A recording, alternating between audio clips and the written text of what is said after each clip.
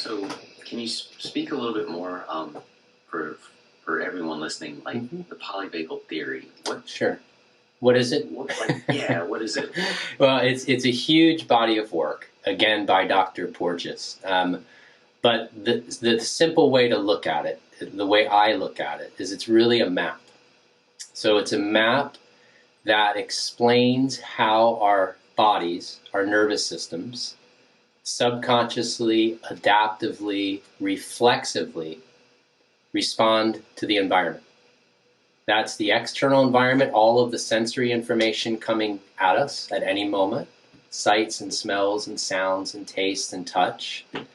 But it's also the relational information, right? So it's the exchange of our voice and our gestures, our movements of our hands and our neck and our head, right? It's all of that. And it's also our internal feedback we're getting subconsciously from our organs, from our systems. And it's taking all of this information, and our body is reflexively reacting to that. And broadly defined, we have cues that would be considered safe and comforting and connecting, and that shifts our physiology into a state where we can actually relate to others, where we can actually tap into our craft, tap into our curiosity, tap into the really fruits of life, of being a human. But there's also features that are uncertain, that are risky, that are dangerous.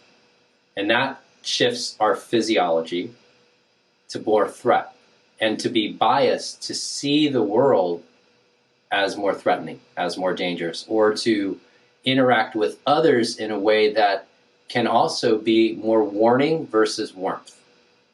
Are you following me? So like if my subconscious nervous system, the technical word for that is neuroception. It's beneath perception. It's actually happening before I can perceive what's actually going on. Okay, so it's a reflex.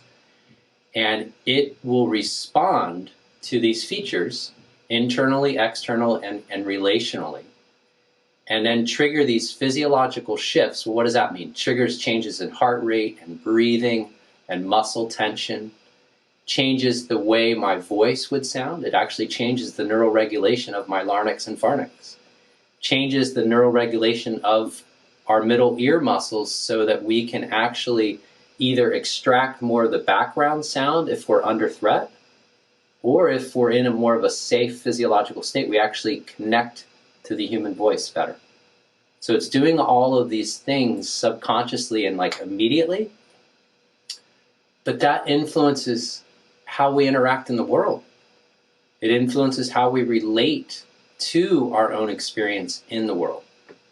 And it's either enabling us to really broadcast and share warmth and welcome and friendliness and love and care, or with not matching our intentions, we might be broadcasting, I'm in danger, or you should be in danger because I'm tense, right?